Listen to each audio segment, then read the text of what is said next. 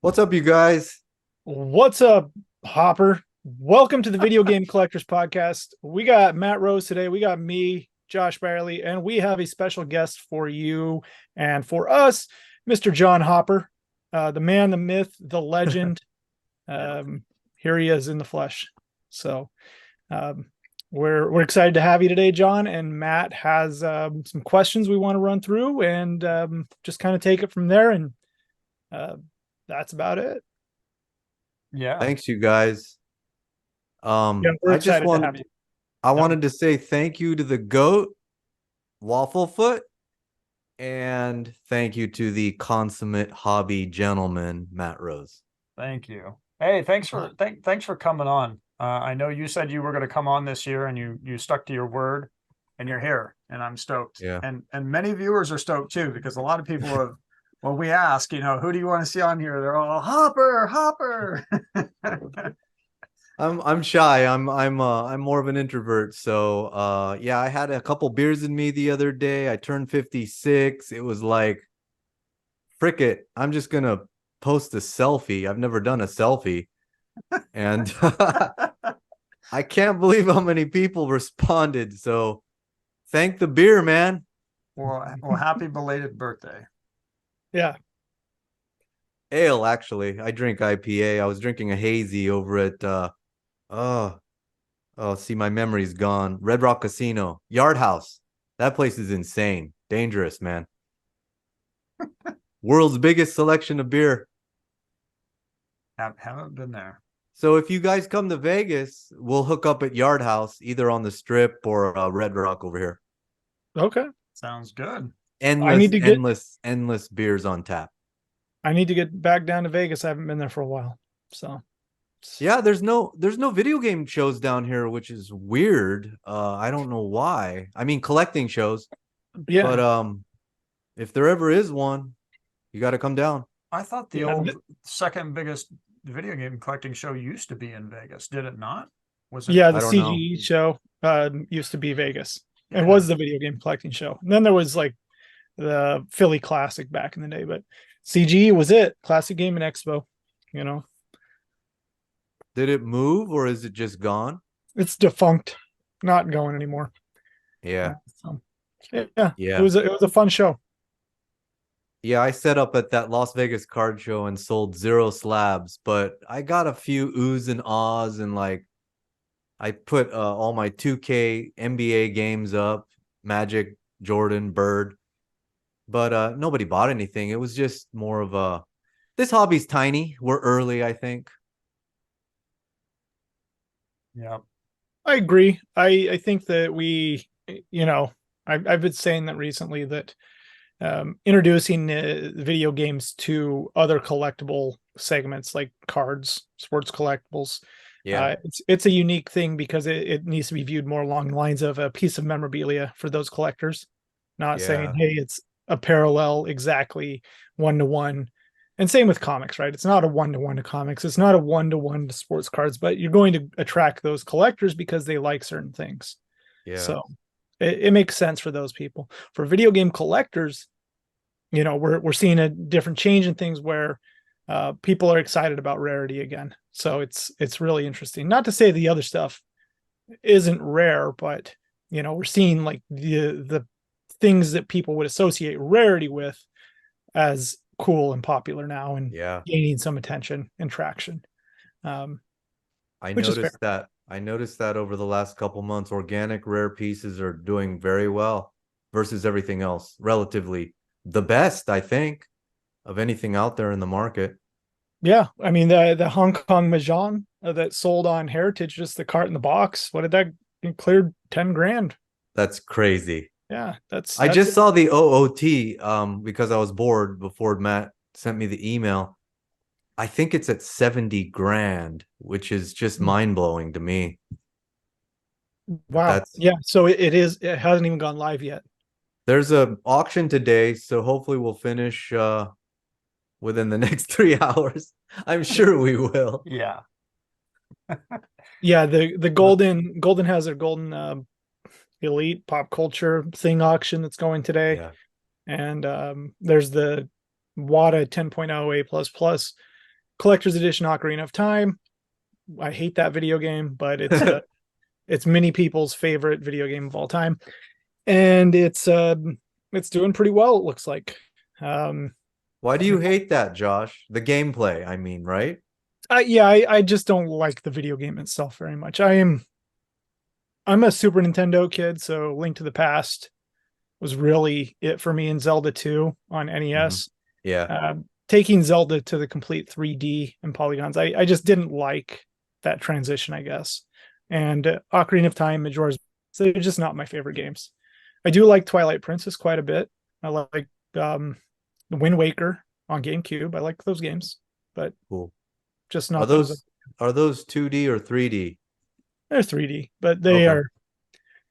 The GameCube is a better Nintendo 64. That's really what it is. Graphically, you can tolerate it. You don't have glitchy bullshit in it. So I see. Gotcha. for me, that's more important. I don't know. Yeah. So, but I know people love Ocarina of Time. It's going to do very well. It's at $70,000. We are in Crazy. we are in a wild time for graded video games, graded collectibles in general. Everybody is on a huge pump for graded cassette tapes and vinyl and all this other bullshit that nobody cared about sealed 6 to 10 months ago.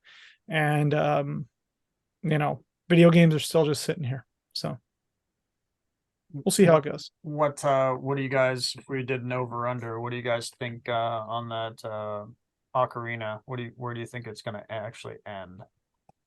I think it's going to be right at around 100. Yeah. I was hoping it would crack 100 because then I could update my junky little website. I think there's only been 2 other games that have done 100. Or I mean, was it the game and the Nintendo Power? It was the CGC Zelda and maybe there's only been 1 game for 2023. Yeah, for 2023. Yeah, I don't know. I think you might be right. I think it was the Nintendo Power, or maybe Duck Hunt. Duck Hunt did 120. Yep. Mm-hmm. Yeah, so if it did 100, that would be only the third 6-figure. I mean, public sale. I don't know about private. Sure. I don't talk about private. I don't really do $100,000, $10,000 deals anyway. So it's all public data for me. I mean, if you guys, we could go briefly over the golden if you wanted to.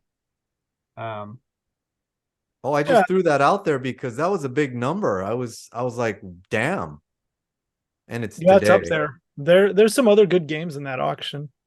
Here. I put in some bids. I put in a bid on that Amazing Spider-Man. I don't see that very often, and I collect Spider-Man. That Jordan Bird, that's a high grade for sure. Matt, just click over here to the week. Just leave it as it. Never mind. Yeah, Jordan versus Bird is a really nice 98A plus on that.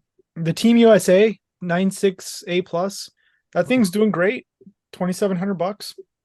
Is Jordan on the cover of that as well? The whole team? He is on the cover of that. Wow, that's awesome. Along with Drexler, so that's all that matters, really. His nemesis, man. Yeah. That Zelda seems to be doing pretty good. Does that have a cassette manual? I'm thinking maybe. Is that $3,000? I didn't look at this one much. The 8.5 that went off at Heritage for 15 was kind of jaw-dropping for me, but then again, we're seeing lower lows. That's a 9.2 box on that sucker. Yeah, that's a really nice box. Wow. 8.0 manual. Wow. Hey, Matt. Matt. Yeah, what's up? I know this is kind of breaking the 4 walls or whatever it is, but when does this recording go on to YouTube? And is that where you put the stuff? Yeah, we'll put it on YouTube, and it will probably be when this. It's typically I'll get it up tonight or tomorrow. One of the two. So it's pretty quick. So talking about Golden is kind of relevant. Oh yeah, it's relevant. We really try to stay within the week of what's going on. So this is totally relevant to talk about. Okay, cool. Yeah. Man, that box is nice. Yeah, that's beautiful. They won't necessarily get this video in time to bid on this, but at least we're touching on it a little bit. That's what she said. Yeah. So, 70 grand, it bumped up. So what is that all in? Is that 84 Yeah. or 85 with 80. sales taxes 90? Ooh, So yeah, we could do some predictions. I think that'll land right around six figures, like Josh said. 100K. The Zelda, maybe 5 or 4. I don't know. Yeah. I'm going to take the over on 100. I think it's going over 100. Over 100. I'll say 120 just to be that Just guy. because it's a 10, anything can happen. We got 25 bids on this. I don't know how many unique bidders that is. Golden doesn't share that information. Oh, Yeah. I didn't even recognize it was a 10. I'm going 130. You still have to Whoa. bid prior to That's the bid. biggest number this year, Matt. That's a record. I'll go The record. 130. 130. Yeah. Woo. Damn. It's a 10. Damn. It's cardboard. It's Zelda. I mean, it hits. Yeah. Yeah, that's insane. It does it for people. N64 as in terms of liquidity, which I don't know. I chase liquidity because I'm a dealer, but I've been learning. I didn't grow up with any of this stuff, but it feels like N64 is super liquid to me. Like there's two generations that chase it. Yeah, absolutely. Two generations that chase it. I can't keep it in stock whenever I'm lucky to get any. Yeah, it's hot. It's a great product, I guess is what I should say. Yeah, you get the kids that's what they grew up with, and then you get people like Yeah. me that, I was in middle school when this came out, and right into high school, played N64 into high school. So it was like Nice. it was so you get somebody like me that wants it too, but Yeah. not that game. That's all. So you I admitted did my Smash Bros. hardcore gaming actually late, middle, early high school. Like that was the hardcore period for me too. Yeah. Oh man. Yeah, there's some good stuff. Okay, wait, Matt. Okay, did you guys watch the Tuesday before last where all the like when the Atari 2600 Plus got announced and all those weird biddings Oh were yeah, occurring Yeah. yeah. and some shit went like 10x? Like look Yeah, at we what's talked going on about with it. Burger Time. We What the hell's going on with these 8-bit games? we covered it, I think, in our last episode. 2 episodes ago. No, or maybe That was Did 2 you ago. did you have an explanation?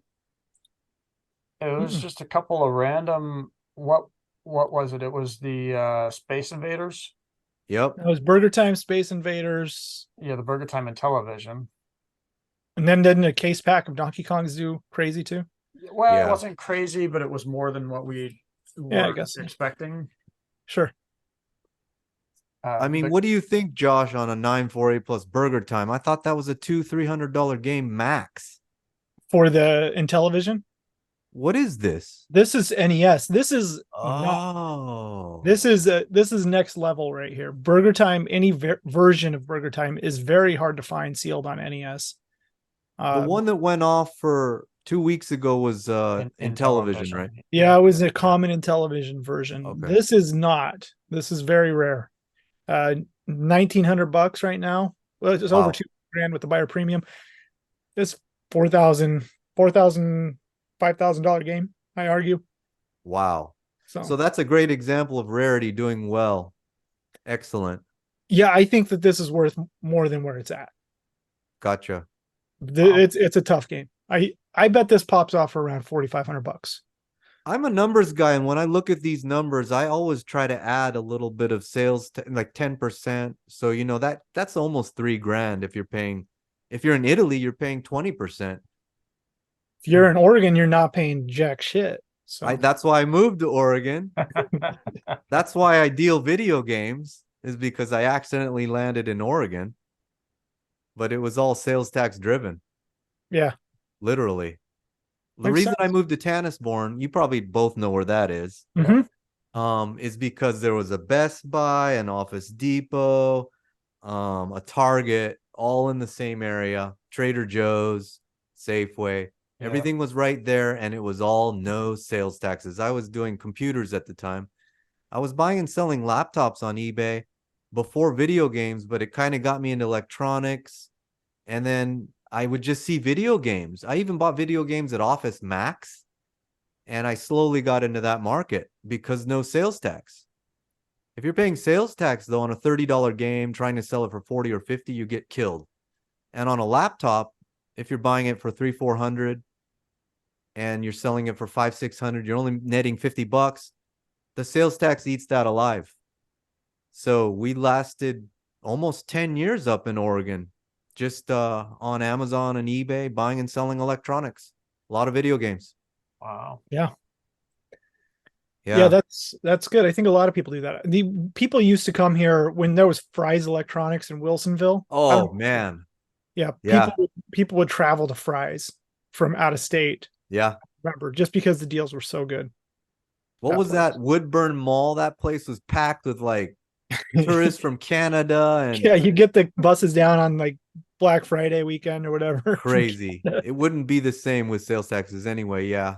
Yeah. Off on a tangent there, but yeah, I got a Switzerland. One of my followers, he's asking me, can you buy me a $15,000 card? I want to avoid sales taxes. I want to mark it down for customs, blah, blah, blah. I'm like, I could do it, but it's just like over my limit, man.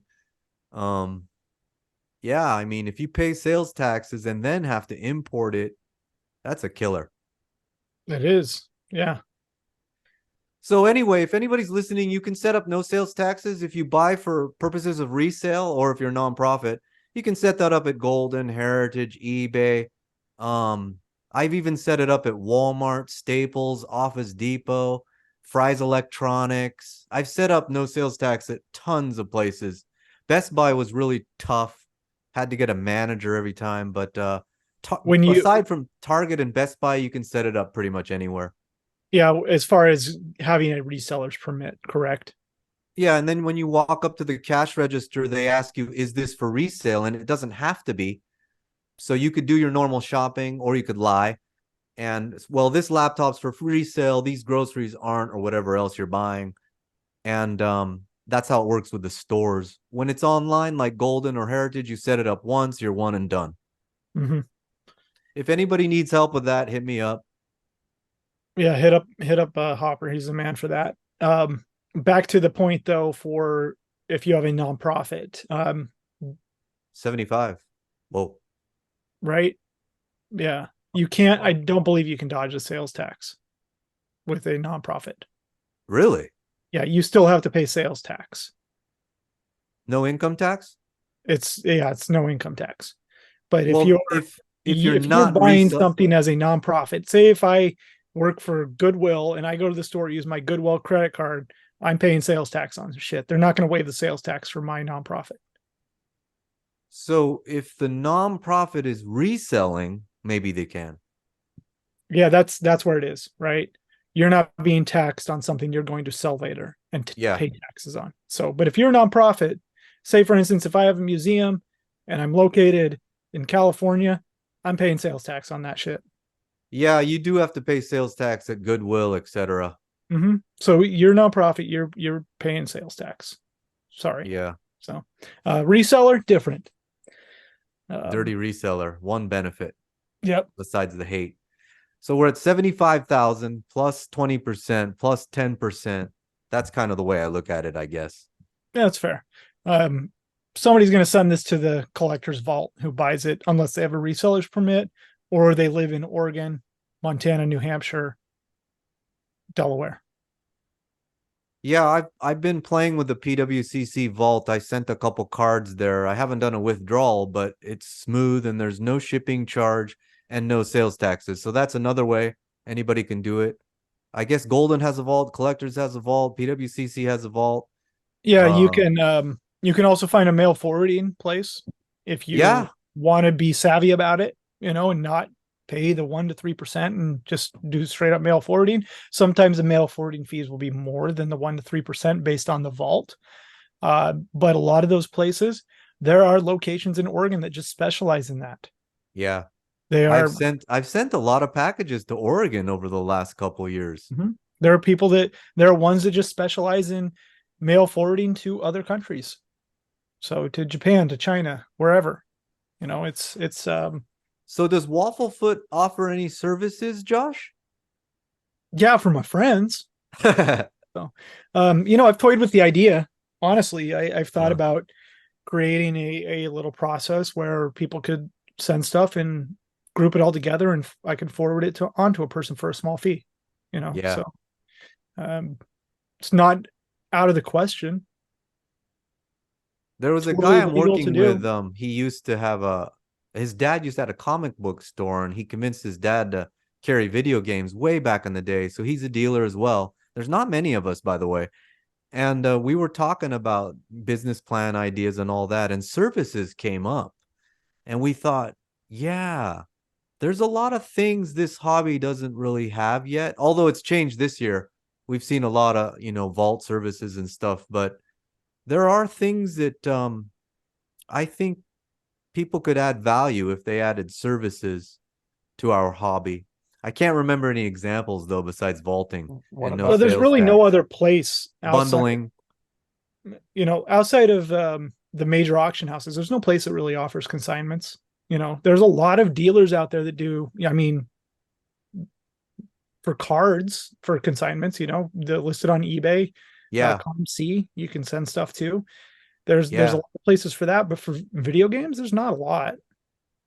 what about Yeah. we've talked about back in the day, Josh? What about like video appraisal companies? Yeah, there's nothing. Like pre-grading? No, just appraisal on Yeah, video games, for yeah, insurance for purposes. insurance purposes. That's what like Yeah, don't say the for other instance, hobbies have professional appraisers for insurance purposes? yeah, there's huge liability there. But say for instance, you have your collection, you pass away. This is going to happen to a lot of people.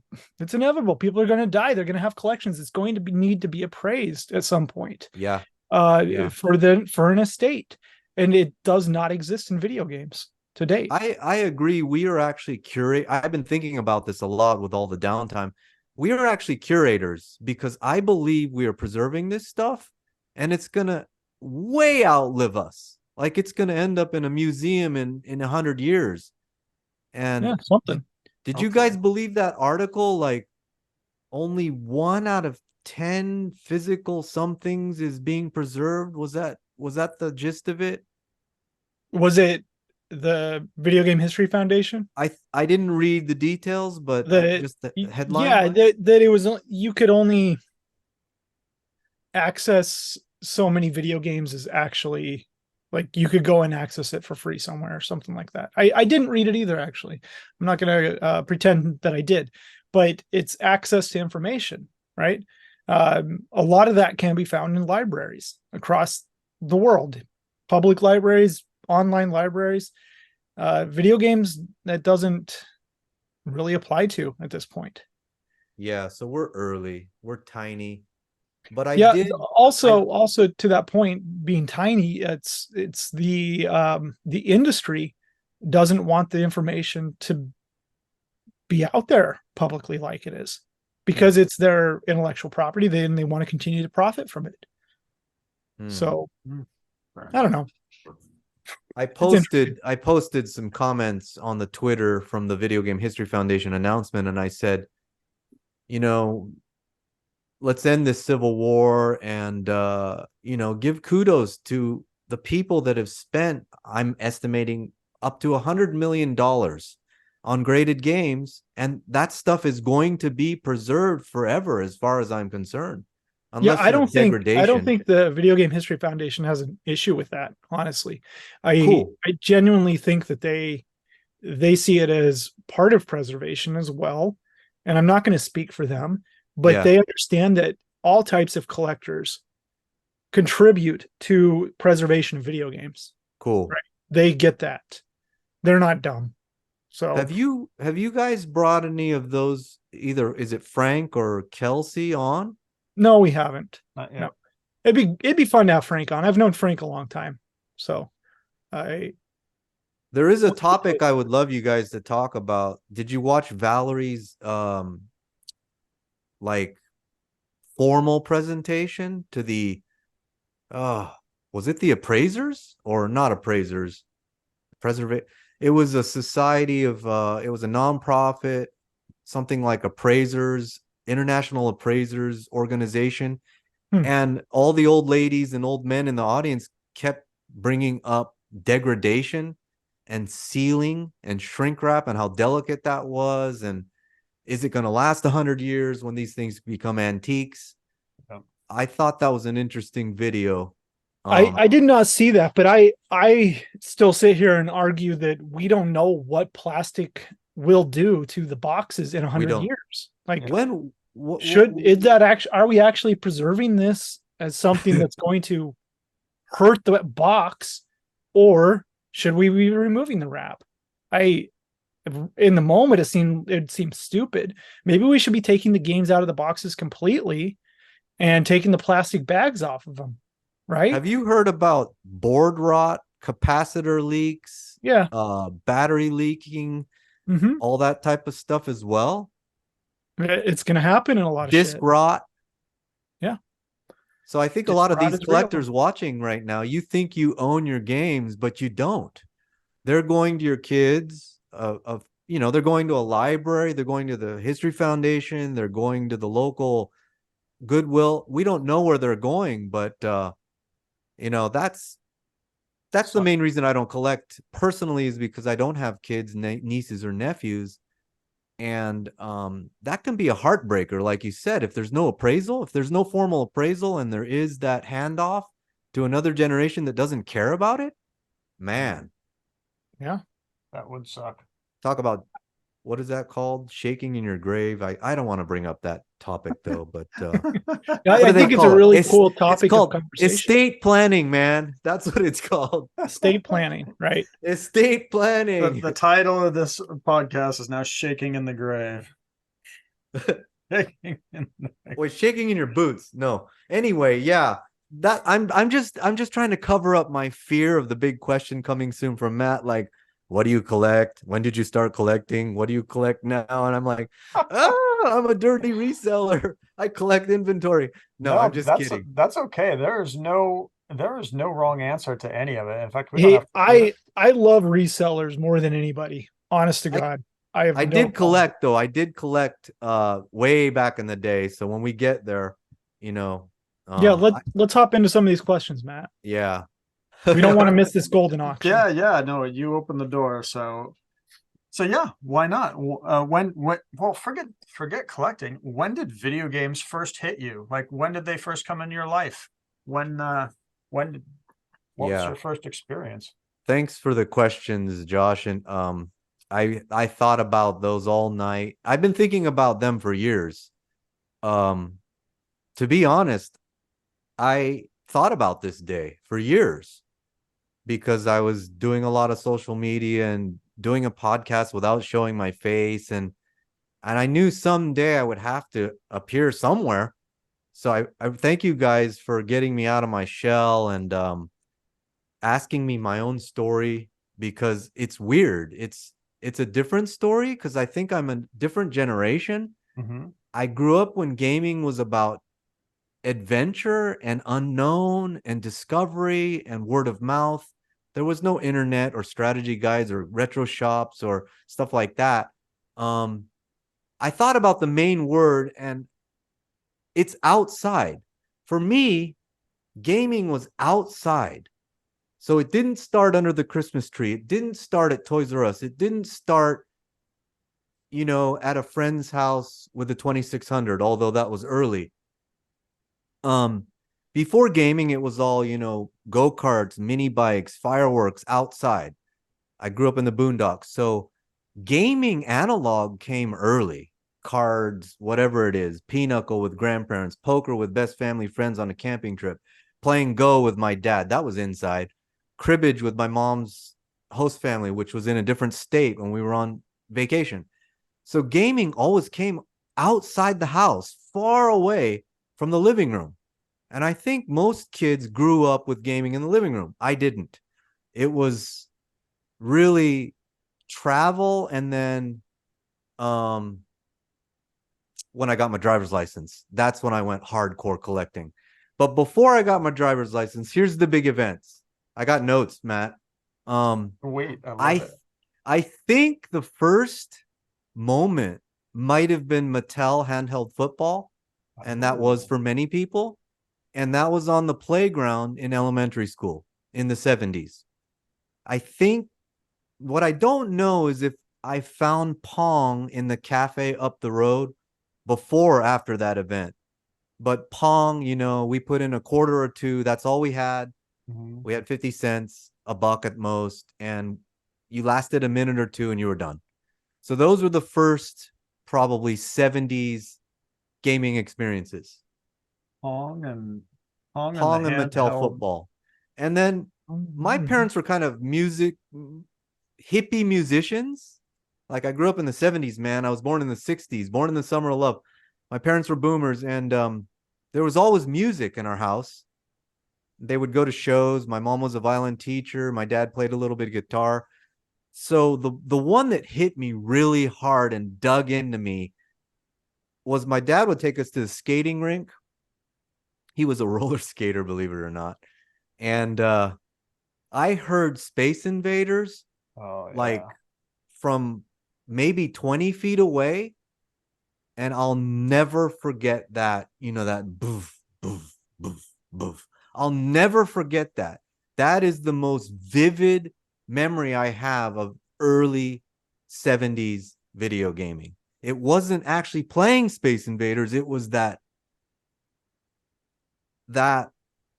just rush as a kid when you walk in an arcade. Yeah. That rush when there's like a row of 8 arcade machines and they're pounding you with sounds. And most of the time you're just watching. You're watching strangers. You might have a friend. You're not playing.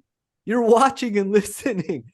So those are probably the 3 big 70s events that rocked my world. Um, I wasn't really yet. I was an analog gamer. I'm really good at like card games and all that, but I wasn't a quote unquote game collector because uh I didn't have an Atari 2600. So I can go on and on. Do you guys want to hear more? Oh, I do. I want to touch really quick on a point about gaming, right? Just in Yeah. general. Yeah. You say gaming outside, and that got me thinking of like where I first started playing games, and it was with my grandparents and my Yeah. parents. It Like the wasn't first in your three, living room, in other words. yeah, the first three games that we played were um, Chicken Foot Dominoes with my grandma, and this Mexican bingo game, Loteria. I remember playing that with my grandparents, and probably this board game with my parents called Jolly Roger. I Uh, think I've heard of that. Jolly yeah, Roger. those like going back to just gaming and probably Candyland and Shoots of Yeah, I Land. played That, Candyland, Mousetrap, but and yeah, oh man. And then Operation. there was this other game where there was this game of chance, and it was you were these two Operation. little no, you were these two little pigs, and you put them in this cup and you roll them like dice, and they come out and they're in a different like they land, and that's how many points you get based on how the pigs land. Uh, I just remember playing that with my parents too. But yeah, just gaming in general. That's an interesting concept that we all started probably not on video games. Yeah. All of us. Nope. We started playing a game, I memory, whatever, that's it. I was 4 years old at my grandma's house, and she was teaching me cards. Probably why I played poker kind of on an amateur level there for five, It's six, like, Matt, this seven is how you years. count cards here. Yeah, she just beat the crap out of me, but I appreciated that she didn't let me win.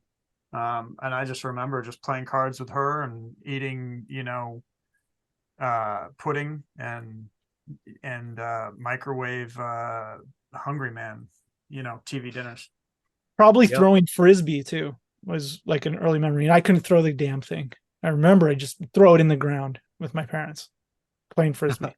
But just games in general. That's a cool um take on that, Hopper. I Yeah, like so that a it lot. was, it was the handheld on the playground that I could only play for 1 minute.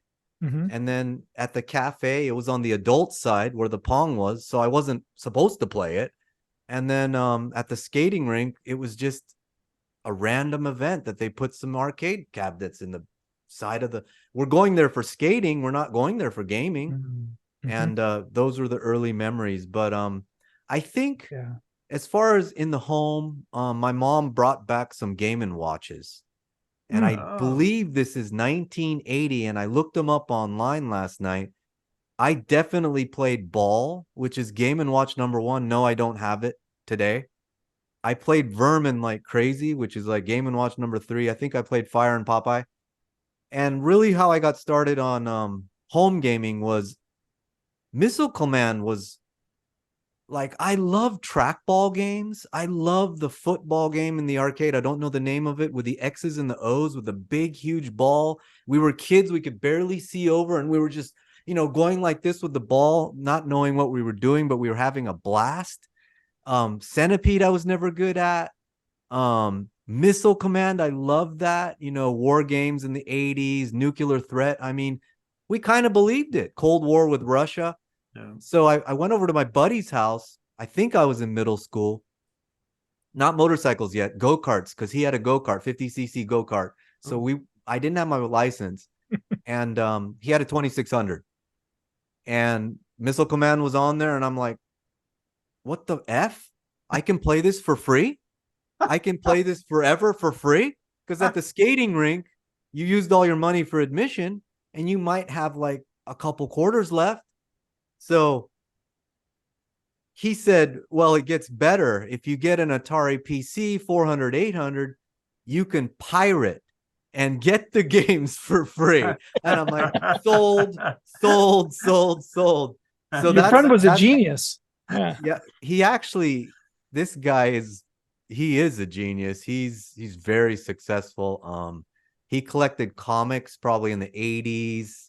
He got an MBA. He's doing like finance and real estate, and he doesn't even have time to answer my DMs, but I would love to chat with him someday again. So that I convinced my parents to get the Atari 400 410 bundle after that experience. I didn't like the 2600 graphics, and he told me they were better on the Atari PC. So I got the 400. I bumped up the RAM to 48K, which was a lot back then, not what we have today. I put in a new keyboard. And the 410 is the cassette recorder on my Facebook. That's when I started collecting games, because I was trying not to pay for the games, because the arcade, you would save up all month. You got your $5. You go to the arcade 2-3 hours, but you're not gaming for 2-3 hours. You're gaming for 5 minutes. You lost $1. You're watching. You're gaming here and there. If it's straight gaming, $5 is like 5 minutes on a lot of these, when you're a kid in the arcade. So I guess I started on cassette. I don't know if we were collecting Game and Watch, but we had a few. Our family friend had a few too. So it started on cassette tape, and then I got that driver's license, part-time job at the gas station up the road next to the cafe. Bought a disc drive, 5.25-inch disc drive for like another $300. And that's when I went hardcore. So at that point, I'm a game collector. It's all floppies. We went dumpster diving for our floppies, so we got them free. And I had to drive, 100 hours round trip, go visit the buddy in San Francisco, bring all my floppies, go through all his floppies, sit down for 4 or 5 hours, and just trade floppies. Yeah. And it takes, 5-10 minutes to load in the game, dump it back out. So you're not really gaming. You're not playing the games. You're just going through each other's libraries and trying to pirate as much as you can before you got to go home. Do you know what you call that? Collecting. I call that collecting. Yeah. Like I was hardcore collecting for a while. You were collecting games, as many as you could get, and there's no wrong way to do it. Yeah. If you're a collector, you're a collector. Like that's it. That's the disease right there. You were going to collect pirated video games because I was trying to get every single title in my buddy's collection I didn't have, or I guess you would say library, because it's all on floppies and there's no boxes, no manuals. Yeah. We're just looking at a handwritten label, like, whatever it is, not Space Invaders, but some obscure title. And I don't think I have that. We used to have the boot up instructions So on the labels too, so you wouldn't forget, or the you're painting a really vivid picture of your teenage years growing up, or Yeah. I imagine you say you just got your license. Where did you grow up? I'm curious. Like, what is? So I grew up in a ville. I don't want to say the name. A ville. There's one cafe that had that Space Invaders. There's the gas station where I had my first job pumping gas full service, checking the oil, checking the tire pressure, doing a whole 9 yards when leaded gas was $1 a gallon for the muscle cars up the street at I won't say.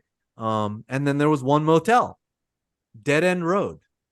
So the town near where I grew up with was where we did our laundry and go to restaurants and grocery stores and all that. But the gamers that I met that had disk drives and Atari 800s, that was like the hardcore people. I didn't have the Apple II crowd at all. That was older back then. We were younger, I guess, and we were all Atari guys. So there was a couple guys in Sonoma, and I had 3 friends in San Francisco. And then we had a occasional dabbling in Silicon Valley. So basically north of Silicon Valley. A lot of influence from the whole PC thing. Not that I was hardcore, but I did dabble in programming. I had a lot of promise. I got in to UC Santa Barbara under computer science.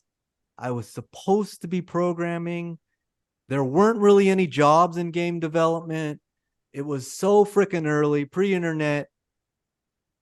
I asked myself, do I want to sit in front of a computer all day long, which is what I do anyway all day long? And I said, no, I want to be outside drinking beer, going to the live shows, try to get whatever, just party. And I crashed and burned out of computer science. But yeah, for that one moment in time, like 16, 17, 14, 15, I was hardcore collecting, a little bit of programming, tinkering with the PC basically a little bit, but not IBM. IBM was at school later on in college where I burnt, I crashed and burned. But yeah, I mean, it's weird digging up these old memories, man. Man, it's awesome. It's Did, not Vacaville, right? You weren't from Vacaville. Funny, I only had one friend within like 5 miles, like one neighborhood buddy who had a Yeah. 2600. His mom actually still lives in Vacaville, and that's where Okay. she moved. She was working at the post office in Sonoma. But speaking of friends, I didn't have really, it wasn't that I didn't have friends because I was some leper or something. It was, there were no kids. We were bike kids, and you would have to ride your bike like a mile to the next kid's house. So everything was outside. I Yeah. mean, I'm so lucky. I'm so grateful that I had that gas station and that cafe and that one neighbor. Without that, oh man, dude, I would be even more angry at my parents, which I've let go of recently. But yeah, I mean, you said it was going to be therapy, you guys. Yeah.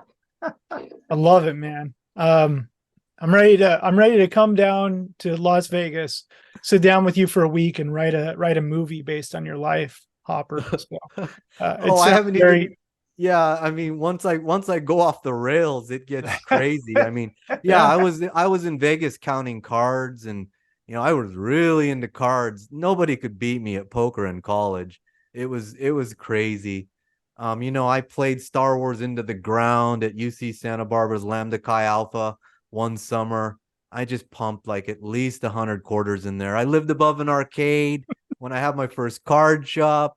I was playing T2 inebriated beyond, we were doing foosball on hard drugs. It wasn't just video games, man. Foosball, wiffle ball, T2 pinball, man. Oh yeah. I Good love it. times. I love it, man. What I have to go back and just ask, like with all those games you had on whether it's the 400 or the 800 Yeah, it's on the same Atari platform. on Atari specifically, was there a game that still stands out in your mind that was like your favorite, or maybe your go-to, Mm. or something when you just played it, you're just like, this is it. Like, I thought about that for hours last night, and my textbook answer is always to say Ultima because it's the one I remember putting the most time into. yeah. But there was another game, and I can't remember the title of it. I have a visual memory. It's not Moon Patrol, but I feel like it's something Moon. But I remember the deep stages of it. You got your little ship and you have to go like this and then like this and then like this and then like this and then like this. And you're trying to get all the way to the bottom. Lunar Lander. Is it really deep vertically down? Wait a minute. That game, like I was better than my friends on. So it sticks out as something like I was proud of or something, or like I played it at my friend's house under pressure and I did pretty good is what the memory is. But that game, I obviously loved it, but I didn't play a lot of games at home because I hated growing up where I did. Um, I wanted to get as far away from Ville as possible. Um, and the last thing I wanted to do was play video games alone in my room. That was like, Fair enough. I was a tinkerer. I was into tinkering with cars. So fix the car and get out. Fix the car and get out. It took me so far as to move to Japan. I went all the way to Japan, backpacking in Thailand. I mean, I tried to get really far away from where I grew up, but talking to you guys, I realized it's like a 1 in a million experience. Mm-hmm. Like my gaming experience is very bizarre.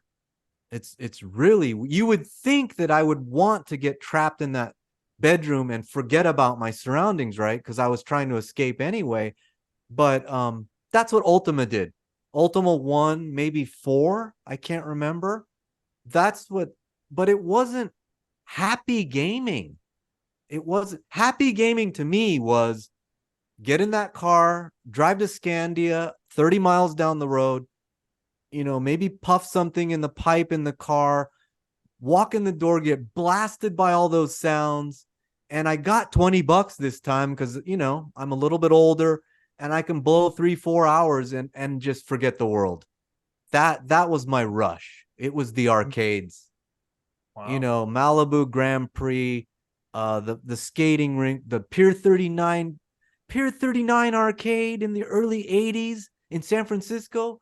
Oh my God, 3 levels, 10 Pac-Mans lined up next to the 5 Star Wars. Every machine Really? was just lined up and They there ha- was just noises everywhere and quarters dropping everywhere. I mean, I haven't wow. seen an arcade since like that. And then I went to Japan and, it's a whole nother level and I'm playing pachinko. And yeah, I mean, I've been gaming outside ever since. I haven't really stopped.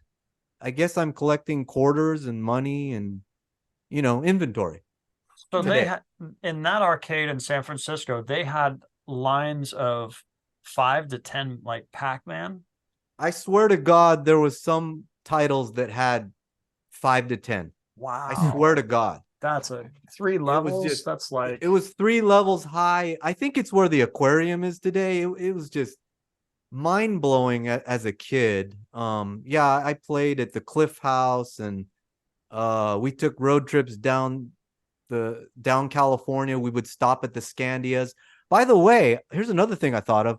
I was hyper tapping. I think that's what you guys call it. We were licking our fingers and doing this on track and field when I was about 17 years old, which is 40 years ago.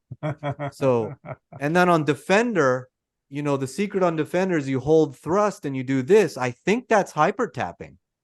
So I was hyper tapping in 83. I don't know. Pre NES. that's awesome. I don't I'm the know if, hyper tapper here before it was hyper tapping. yeah, I don't even know what hyper tapping and gaming mean. To me, it has a very different meaning. Pre NES, but Mhm. I did play NES at my buddy's house when I came back from college. Um, he had the party house. He was in a punk band. He was a guitarist, lead singer. And when there was no show, nothing to do, we would be in the living room, ripping bongs. And playing Punch Out. You know, Punch Out. again, it was outside rebelling. My parents didn't know what I was doing. It wasn't in my living room. It was far away, and yeah, usually under the influence. I love it, man. Punch Out. So Punch Out is like Wow. your NES memory early on, not necessarily Super Mario. No, it's Punch Out. It's Wow. and you've seen me in the hobby. I've bought and sold like 30 Punch Outs, Yep. and I can't get enough. I'm addicted to Punch Out collecting. And I never knew about boxes or manuals or white bullets. I have no idea what we were playing, but I do remember that I think I beat him like once or twice, you know? And of course, I was high as a kite. So I've never played Punch Out sober. I don't know if I could beat him today. I would Yeah, love, you're just like Soda Popinski in there playing that game. Punch Out is a monumental game. I agree with you, and don't feel like you're in the minority and knowing about the versions and variants, because let's be real. 2018, before WADA, people aren't looking for that. No. They're not looking for white bullets. nope. I give a lot of props to WADA because of that information, putting that information out there, talking about it.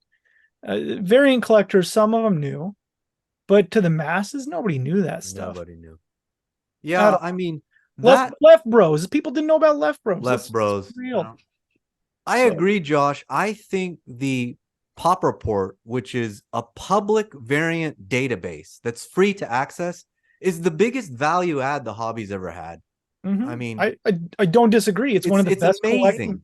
It's one of the best collecting lists that has ever existed. I access that every day, multiple times. I accessed that today when I was looking at Golden just a few hours ago, and I'm 56.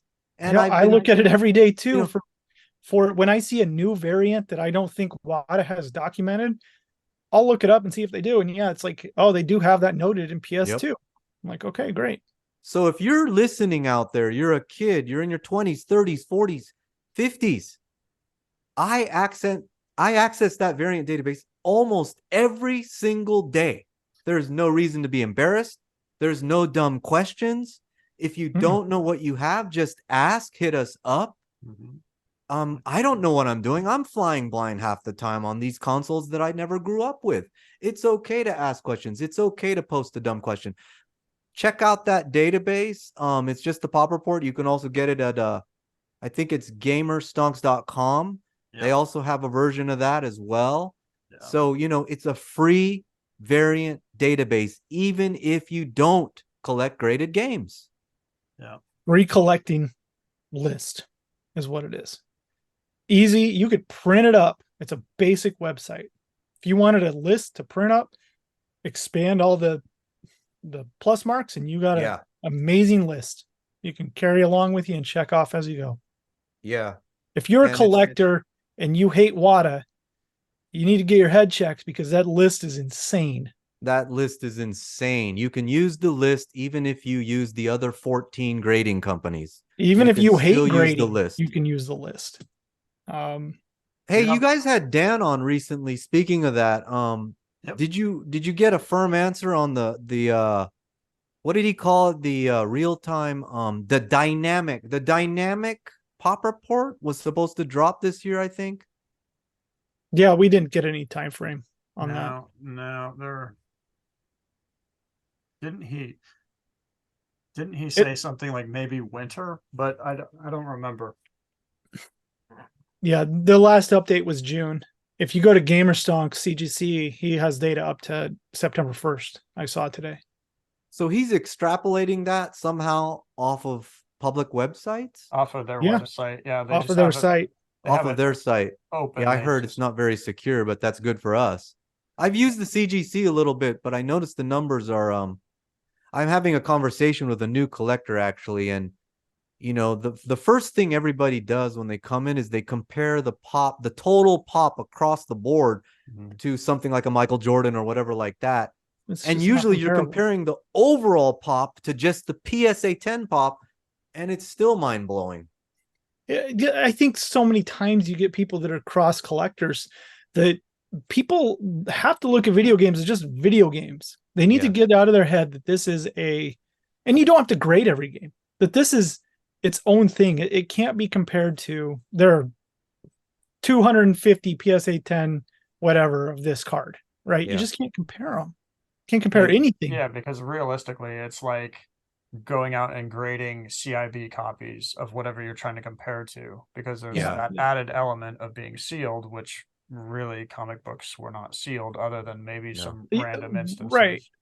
And I've said it before, Matt, and before people liked VHS tapes and thought you could invest them and all that bullshit, that the only thing that is comparable to a video game is with across variants and tracking the seal differences and all that shit is a VHS tape. It's very similar to a video game as far as it's a piece of media, its own medium, and it has different versions and different packaging. And you're not calling one a first print versus a second print. You're calling it a revision because that's what it is. Which is why we're moving to VHS collecting. We are, but they are the closest parallel you could take. Whoa. The three people in this room have not. Oh no, you went into the raw VHS long time ago. Okay, VHS slabs. How many in this room? 0 over here. 0. I got no. I don't.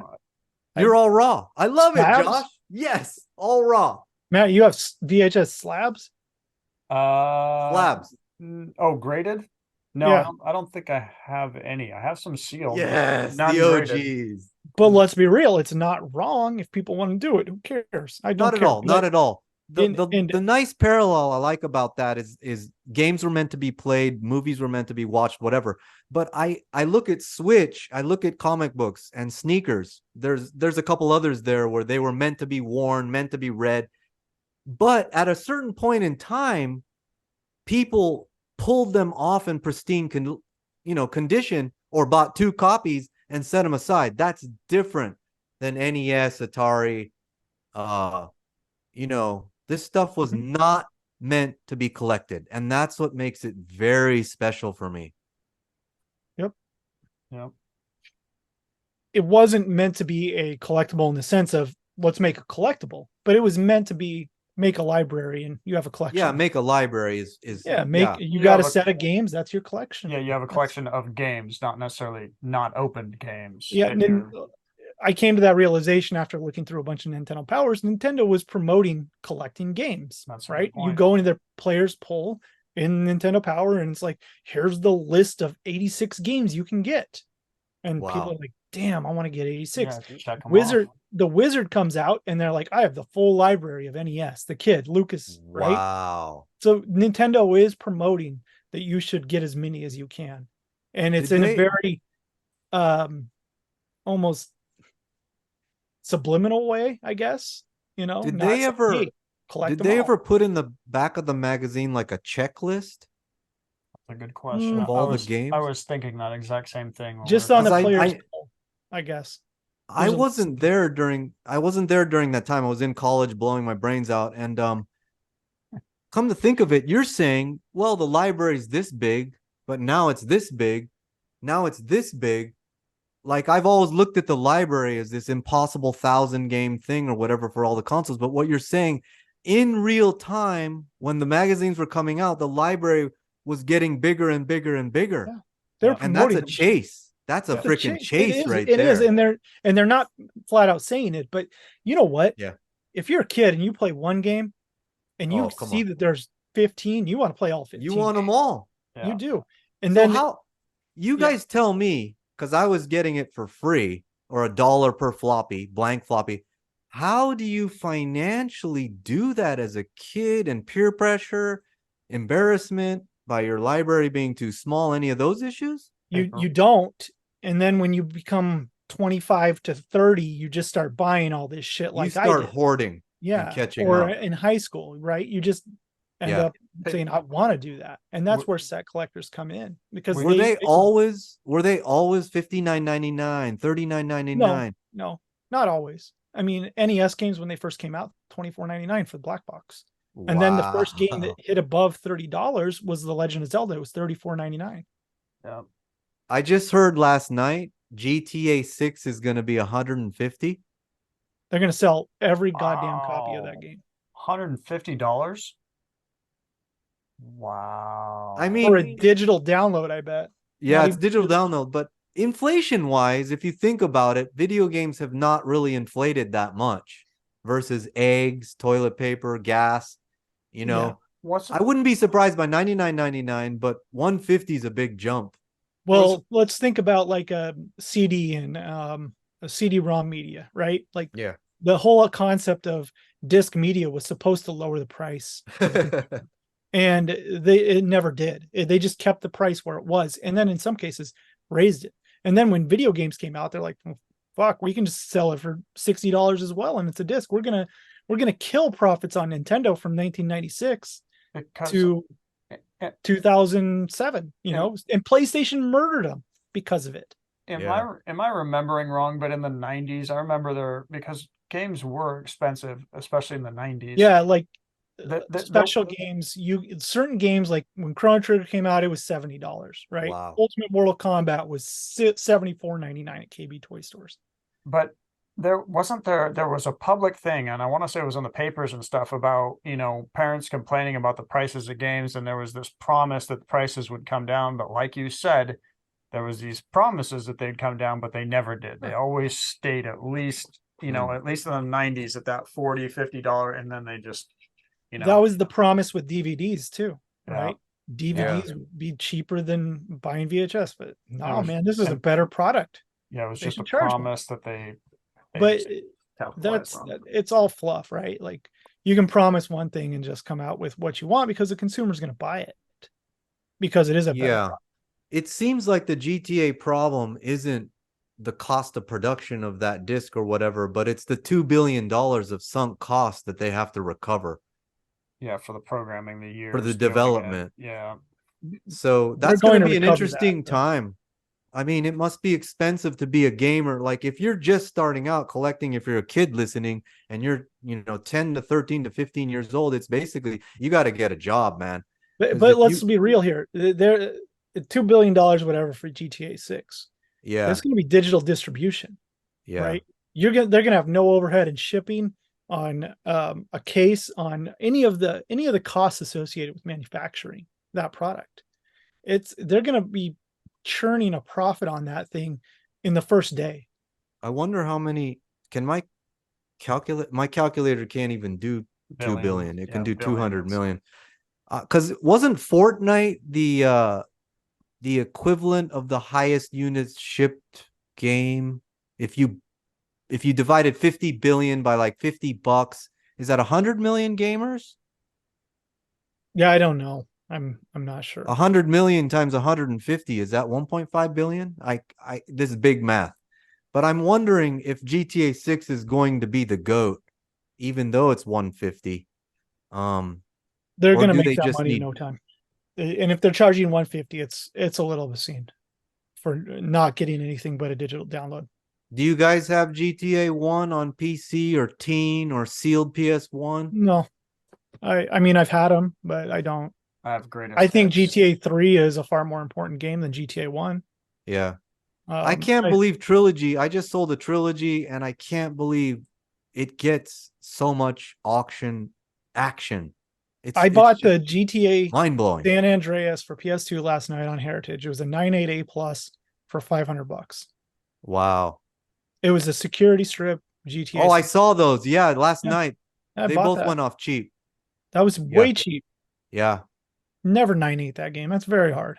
But So you know what? The variants changed, and I'm a little confused on text removed, and I don't know Vice City versus San Andreas. I got to play all that. So one of these days, when you do come to Vegas, you got to bring some console that has all the games on it, and we'll hook yeah, it up to a hotel TV, a big screen or something, and you can introduce me to all the games that I missed in the '90s and 2000s.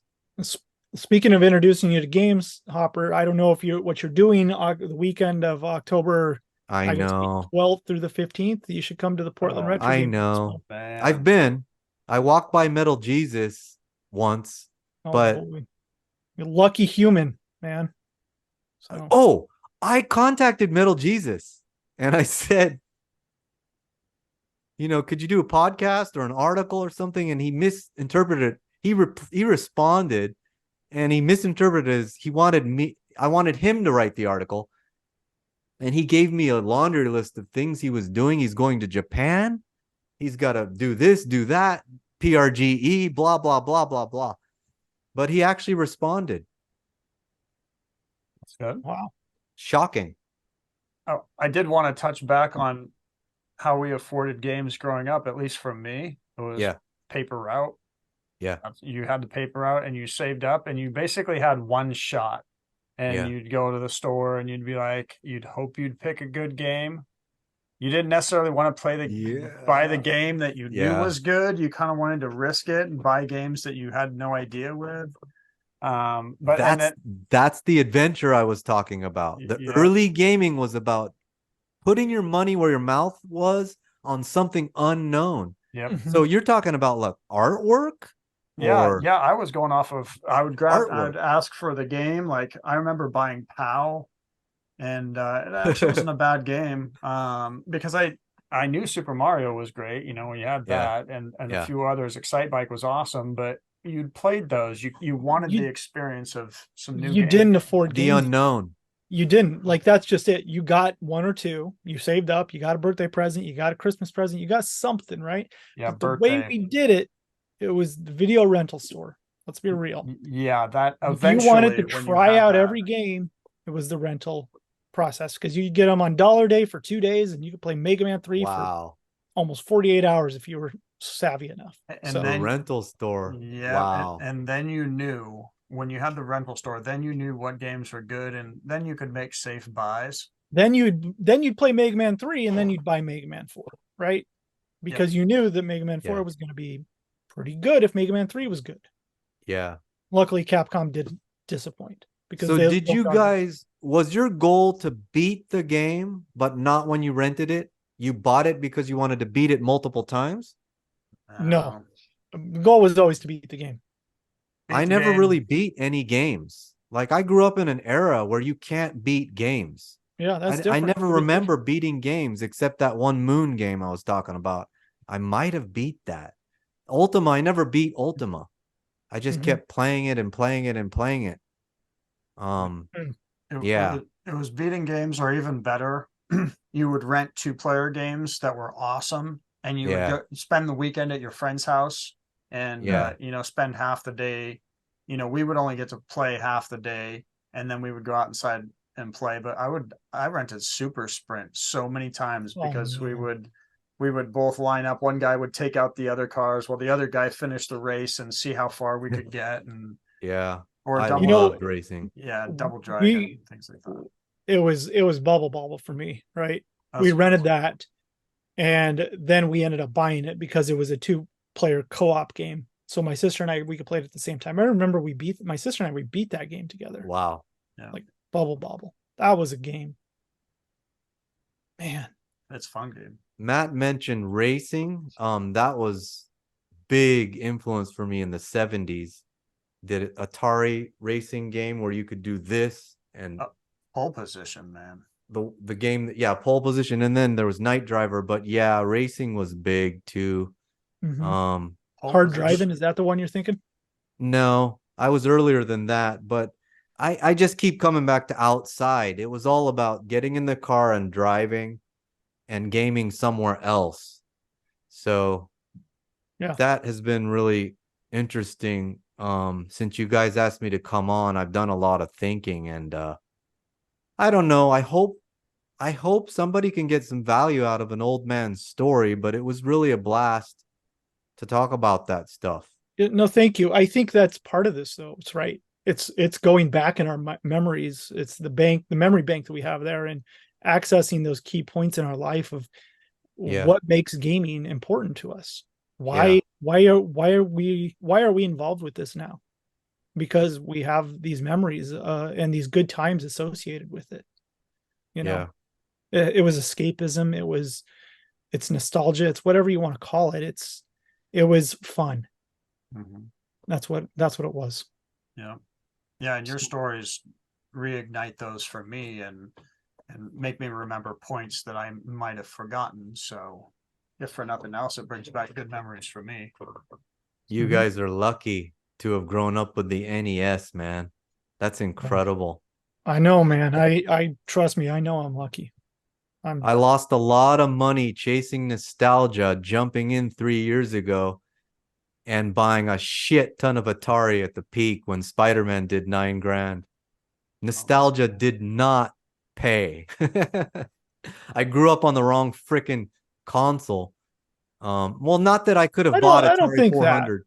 Yeah, I don't think you grew up on the wrong console. I just don't think it's gotten the correct appreciation that it will receive one day. So Eventually. I wonder about that. I wonder if there will be a day when Atari 400, 800, or whatever came out early hits 100 years old, which is the definition of an antique, yeah, because there it's not will going to come that be, day. You it's, you get some of the most important video game makers of all time that started programming on their first game is on the Atari 400, 800, yeah, right? Sid yeah, Meier made a racing game. What is it's a not a pole position, but a F1 game on Atari 400. That's his very first video game. wow. If you want it, that is a super important game that's very rare.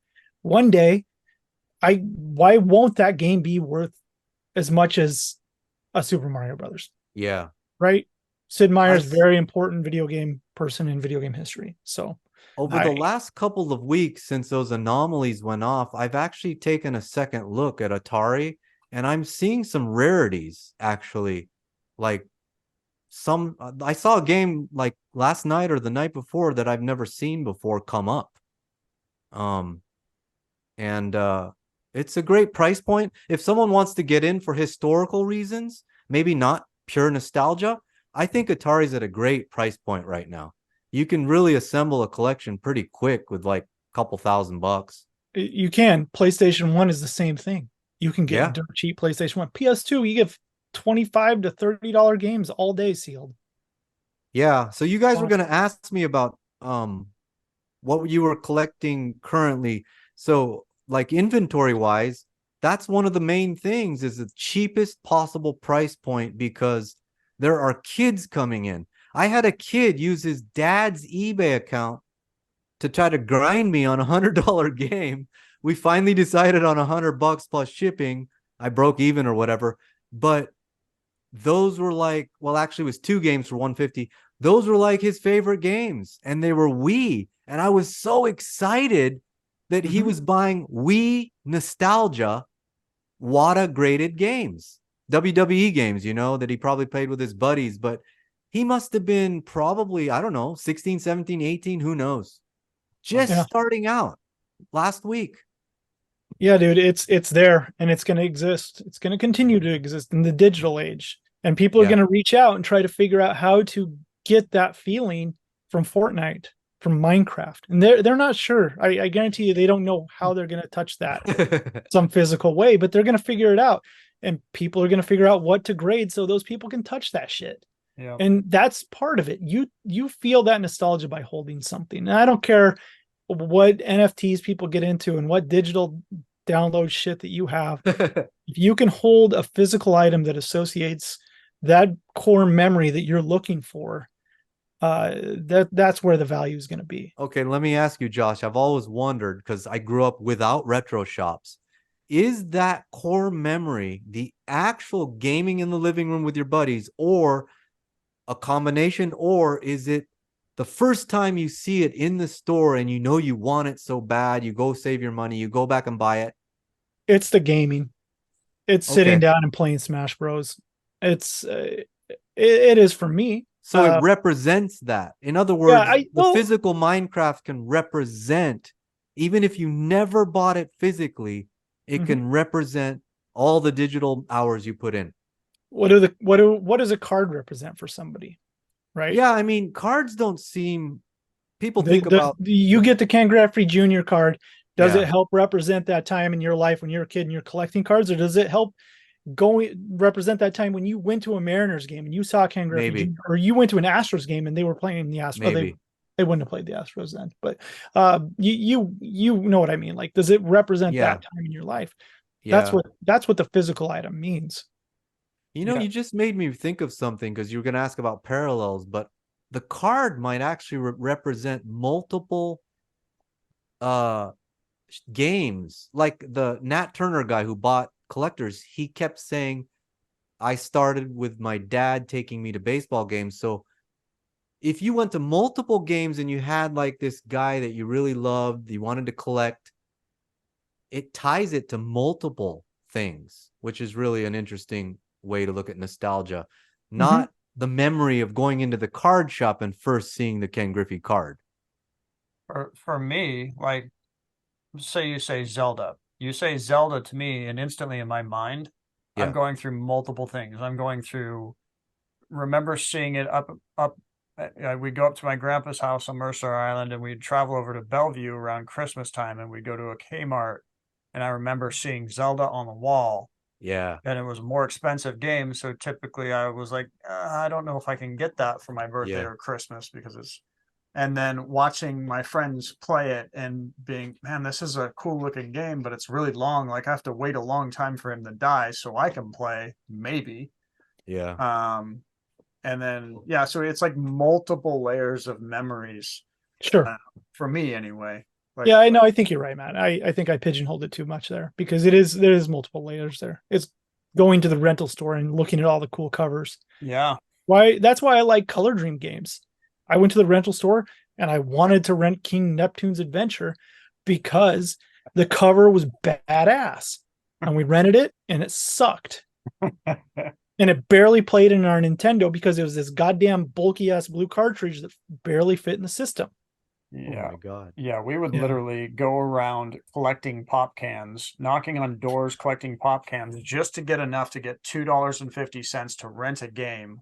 Wow. And they to this day they still do rentals at the same rental store. It's one of the only ones left in the US for $2.50. So you can rent VHS, you can rent and so anyway. Can't rent any video games because we took them all out. Yeah, of we, them, we kind of bought them all, but that's fine.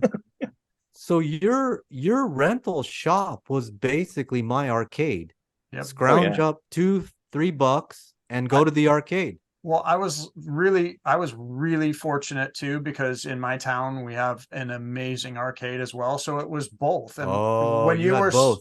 yeah, when you were saying earlier that a lot of time you would watch, I can remember just walking to the arcade, not playing, hoping to find a Yeah. quarter in a slot because we'd check the Yeah, slots. exactly. Check them. Yeah, but we would watch people play because you're like, oh my God, he made it to there. Oh, that's how you make that jump to do that to get past that. And it was like, or Yeah. Street Fighter. I mean, you almost just had to watch because the Yeah. line Oh, was yeah. so long when it came out. It not only was it long, but it was intimidating because if you got Yeah. in line and you sucked at that game, Yeah. Oh Yeah. yeah, you Done. were Totally. 2 seconds, you were gone. you just 100 hand slap with E Honda. That's it. Yeah, so all of those memories, and then yeah, Yeah. and then hoping maybe they made a port of that on Nintendo. Like, are they gonna release this on Nintendo? Is it gonna come out? There's rumors of it, and is it gonna be as good as the arcade? Yeah, that was all fun. Yeah. Wow. But computer, like you were talking about, we'd go to my friend's house when I was young, and his older brother, who was in college, would come back from college with his Amiga, and he would have, like you said, stacks of pirated games. And we'd be like, oh my gosh, you have so many games. We'd be throwing them in there, seeing what's cool or not. And Yeah, when you have so many free games, it's like you end up flipping channels on the TV. Yeah. Like you never finish any. Uh-oh. Look at that, Matt. We got Hi there. Coco, Hey. Hi, Coco. here's my outside gamer. your This is the only reason I go outside anymore. That's good. Coco. Some editing to do there, Matt. I don't know if that's in or No, out. we'll leave it. Now We'll we're run with leaving it. Yeah. My Pac-Man tweaking out in the background. I see it. Oh. I've been watching it off and I on. know. I'm There just we like, go. how do I fix that? Love it. You got to get it and the screen's rolling. So Kicking it old school. yeah, Like you got it. a 6 switch there. Heavy sixer, huh? Wow, you guys really busted me out of my shell. I'm I'm really happy you came on. Yeah, This is fun. absolutely. Um, The we point of this is to have fun, to stoke up good memories, talk about video games, shop yeah, you talk. guys are laid back. mhm. Yeah, no pressure, none at all. Ah. So No editing either, because how I'm no good how at it. are like have we done an hour? I have no No, idea, man. we're over an hour here, right? We can kind of wrap Hour and a this. half. Whoa. We can wrap this up and then bring you back on sometime. Yeah, we'll do Uh, part two, Hop. we'll do part Yeah. two. Hippity But hoppity. you I want mean, Nope, all I had was like, what are you collecting now? Which is not that exciting because I'm a dirty it's reseller. okay. I'm actually not a dirty reseller. I do want to mention one thing. Most of my reselling has occurred by buying stuff at stores. Mhm. So the way I jumped into video games as a product was like Fred Meyer up in Oregon, a grocery store that had an amazing like electronics section loaded with video games, and they would have coupons and we could buy our groceries and buy some video games, Fry's Electronics, Office Max. I was in there anyway. So yeah, we could talk about that next time. Yeah, I think we'll get a part two going with you, and we'll Yeah. do the reseller journey. Does anybody want to come on my podcast? Yeah. I Yeah, don't of course. I don't know if I do hour and a half though. No, Oh, we'll keep Like it. I'd come on. yeah. you guys want to, if you ever want to come on, hit me up because I think I know how to do this now. Okay. You Yeah. just you everybody has a microphone and a camera, you get online, you record it and then you just upload a file. Yeah, and then you can Upload the yeah, file. That's all we and do. when I shut this down, it downloads to my computer. I take that file, I can throw it in an editor if I want, and then I just upload it to YouTube, and it also gives me the audio file. So the audio file is for, iTunes or whatever you need. It's a pretty simple breakdown. So the Nice. audio file is like all three of our microphones in one. Yep. Yep. Interesting. Yeah, so I So that don't that can be uploaded separately without the video. yeah, yeah. So I use that file Okay. for iTunes and stuff. Video file obviously for YouTube, All but right. why don't we hop over and read some comments and then we can wrap this thing up? How does that sound? Yeah. Perfect. Awesome. Let's do it. I haven't read any of these as usual, so these are always fun. I haven't read them either. Let's move this window so it's not blocking everything. I always get a goofy picture in here. This time it's me, not you, Josh. What you doing, Coco? 19 comments. Oh my gosh. Maybe Coco can come. 19. All right. All right. Hurry up. Big Box Game Shop says, wow, that Tomb Raider display box is sick. Never seen any 100% correct. That is different. Box art. Very, very, very cool. It is very, very, very cool. It's massive. It's still sitting here on my desk. So, yeah. Sweet. Hopper, you want to read one? Weird Willie's Discoid reminds me that I forgot to show you fellas one of the best sealed items. I have a Suncom Transporter 4. I don't know what he's talking about, Josh. It's an NES game fanny pack, and the retail box is wild. Amazing ride through the era. Wow, that sounds weird. What is Yeah, that? the Weird Willie's Discoid that I showed was this direct mail piece that was offering this holder for a cartridge holder for NES games. It was this monster. It is wild. Never seen it before. By the way, back in the day, we got all our games, like our system. I bought it all mail order and my parents send a check through the mail. So that's what you mean by direct mail, right? Yeah, it was a direct mail thing, and that's Yeah. it. Yeah. The whole PC thing, I think, was direct mail back in the day. Okay, Matt, log snacks. Log snacks. Those flat boxes you showed in your buys look sick. Could you talk about them? Could you talk a bit about them? How are they released? Are they straight from the print factories or something? How rare are they to find? Anything to check when buying one? What's your holy grail of flat boxes? Holy grail of flat boxes would be Super Mario nah, stadium events. probably Castlevania 2. I Oh, would like to get. oh, for you personally. Got it. Yeah, personal copy. I love that game. And then you know, they're uncommon, but the way these ones were distributed, they were given to a rental store owner, a video game rental store owner, and that's where I got them from. These were the last of them that he had. So you just have to be diligent, look on eBay at box only auctions, and have a good keen eye for if it's factory flat or if somebody just ironed it out flat. In the back of them, they won't have any bends at all. Matt, can you see these? Yeah, I can see them. Okay. So Yeah. it's crisp. Yeah, You could tell. So yeah. Okay, and then Log Snacks also says, thanks a lot for offering the shipping service. Really appreciate it. Keep in mind next time I keep it in mind next time I look to get something. But if you give me any Lord of the Rings DVDs, I'll just burn them in a pit outside my local lot. Perfect. He's from New Zealand, Hopper. Oh. So Lord of the Rings, he loves it. Okay, Hopper, you want the next one here? That's his cosplay, you know. I think I know who that might be. Yeah, Brandon? He's in Brandon Ackley. Clubhouse? Yeah, Mhm. Velvet I Elf. think he has a SMB1 he's an SMB1 sealed hang tab owner, I do believe. Yep. Yes. Wow. Myriad, is that referring what? Myriad 6 14.5? and 1. Yeah. Sells for 14.5 in CIB? Mm-hmm. Gotta love that even in the down market, some diehard collector throws down a hefty chunk of cash for this. What's he talking about? It was a Myriad 6 and 1 complete box. It's I like to say the rarest unlicensed NES game, rarest NES game that exists. Over Unlicensed. 1,000 are known for sure. So, yeah. So it sold for 14,500. That's Hey, crazy. Matt, Wow. you got this? Yeah. Gamer Stonks. There's something you were missing with high Space Invaders and Burger Time. It requires at least 2 people to get it up there. That's what she's. Oh my god. Yeah. That is what she said. It requires 2. All right. Cards and Cardboard. What are your guesses as to which goes higher price this week? 8.0 NWC or 10.0 Ocarina of Time? Alice is right in line. That's a good question. Hey, that's a wild week for video game Yeah. stuff.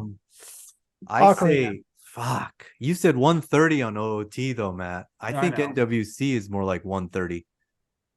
I think NWC should be more like 200, but it's NWC should go higher, but yeah, maybe they tie. What, you guys not going to say a number? Come on, give me a number on NWC. And 140 for NWC, 130 for Ocarina. I'm just throwing it out there. You got Golden up anywhere? I do. But it was NWC, where's NWC at? Let me. It's on Heritage. I'll look it up real quick, Matt. Okay. But what Hopper, what do you think? What's going to go higher, NWC or Ocarina? NWC 150, Ocarina like 100. Nice. And Josh NWC sits at 41,000 right now, plus the BP. So I'm wrong. Way off. 50, but Heritage is good about going big after, not before. Yeah, so I think it pops up to around 100. So you're saying, yeah, 100. Rightfully so. Okay. 6 decaps, 6 VHS purchase, guys. Okay. Purchases. Yeah, I forget. That's right. Not slabs though, right? No, not at all. No, I don't have any slabs. All right. Hopper, you want this one? Speaking NES, at what grade, if any, would you rather? Okay, this is good. Would you rather a mint CIB 9 fours across the board versus lower seal?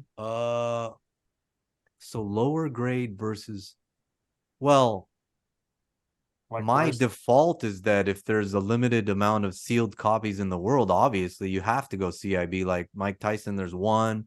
Zelda, how many Zelda sealed TMs are there over 9.0? Like 3? I think his question would be more like, where is the bar of a sealed grade where you would prefer a 9.4 CIB? Does that make sense? Yeah. Well, I think it's obviously in the 8-5. sevens. I think it depends on the game for me. Yeah, it depends on the game. I'll say 6-5. Yeah, that'll Yeah, work. that's kind of a good bar. That was kind of where I was setting my NES stuff at before I decided I just wanted higher grade stuff. Did you guys ask Dan if they're ever gonna break out beyond 6.5, or it's always gonna be like that? I did not ask him. No. Default Okay. gen? You guys have the freaking OGs. Dang, Man. we got a default gen in here. Mr. Tyler Wilkins Shillmatic is in here today. Says, what are the chances someone that meticulous even bought a Myriad, let alone is surviving to 2023 like that? And in their eyes, it was a bargain bin game. Nuts. Maybe they just found it at a thrift store and opened it to check to see if it was inside, because that thing was damn new if I'd ever seen a new game. Wow. It wouldn't shock me if that was open to check its contents. That's Yeah. gross, which is gross to think about. Undocumented Myriad number 2. So really a cool item that you just don't see every day. Is that related to Joseph Leo's post? Yeah, recently? well, yes and no. He found a really rare Caltron variant. That's not the same game. Okay. Yes and no. It's the same Yes. game. It's a big story. So Okay, never mind. Myriad is the rebranded version of Caltron. They took it and slapped a Myriad label on it and then made a boxing manual for it and numbered them, and it was called Myriad 6-in-1. But it's the same game, exact same cartridge. They just put a different label on it. Interesting. Yep. Keycaps. No complaining Troll about King. no complaining about shipping fees. It cost me $50 to ship a graded game economy to you guys from Canada. Damn. They got their priorities right in Canada. Thank you. Keep it all in the country. We're almost done here. Okay. Thank you guys. Guys' thoughts on Canada advancing to the quarterfinals of the FIBA basketball. What are your guys' thoughts on Canada advancing to the quarterfinals of the FIBA Basketball World Cup? Do you think we have a shot at qualifying for the next Olympics? Question mark. No. Yeah, maybe. I mean, you guys have Dylan Brooks, so we'll see how it goes. Go Ducks. Who's up? You're up, Hopper. Go for it. Xeno Shogun. Need some swag? I missed the shirt contest or drop. Maybe I could trade Josh my Myriad. Everybody's talking about that cartridge, CIB, for a shirt. I would do that trade. That's I'll fair. trade you more than that. I'll trade you the shirt I'm wearing off my back for a Myriad 6-in-1 CIB. So Rarity is king right now. He says yes. I like Myriad 6-in-1. All right. My mom says Matt comes clean to the people. How many Josh Halo is- 4s you? God damn it, Henry. You made me say Halo 4. Oh, I almost forgot about Halo this week. Thanks, Henry. I appreciate you. All right. Kevin Gann goes on to say something. Only show up at the weeklies for Halo 4. Amen. Thank you, guys. I appreciate you both. Meanwhile, Okay, we'll just finish these off. Blockbuster says first, and of course he was, because he is never late, unlike your mom. And then second, damn, might as well not watch. That's right. 2 replies. So Netflix for 10 years, then it came to celebrated many victories. Blockbuster can have one. All right. That's great. Okay. Hopper, we really appreciate you coming on the podcast. We hope you can come back for part 2 if you want, when you want, whatever. Yeah, let's schedule it out for a week or 2 from now. It'd be fun. If you want. wow, that's soon. No, Okay. it's cool. Yeah, just give me some questions in advance so I can do some thinking. And next time let's not do it when there's an auction. Perfect. Yeah, Actually, that was kind of fun. It was kind of fun that there was an auction. just not on the same day. Before we go, where can we find you on Oh, yeah. Instagram? yeah. Who are you? Where are you? And what are you? Okay, thanks, Josh. Yeah. Online. So like my primary channel would be Instagram. So it's Game Gallery Net. That's one word. And then my website experiment is at gamegallery.net. And then on eBay, which is kind of like my main reseller channel, is Game Gallery. That's one word. And then Facebook would be John Hopper with the Atari 410 tape recorder background photo, whatever you call it. And Fantastic. then we wanted to have just in case as a backup. Yeah. We were hoping to have Dan Kaplan this week, but unfortunately we couldn't have Dan Kaplan because he's busy putting a blue roof on his house, so he doesn't get burnt from the lasers from the sky. He will get that joke. Interesting. We didn't do wins this week, but We'll save them up for next week, Matt. Okay, we're saving wins for next week. Sorry, guys. Yeah. Thank you, Hopper, for coming on. We love you. We appreciate you. We're honored to have had you on our show. Thank you for breaking the ice with us. And we hope to see you again soon. Yeah, anytime. Hit me up. Thank you, guys. Leave your thoughts, comments below. If you have any questions for Hopper, leave those below as well. If you want to see him back on the show, let us know. Leave them in the comments. Yeah, well, you guys don't have a choice. He's coming back on. So that's it. Yeah. Okay. Arigatou gozaimashita. Love Have it. a nice day. Thank you. See you guys.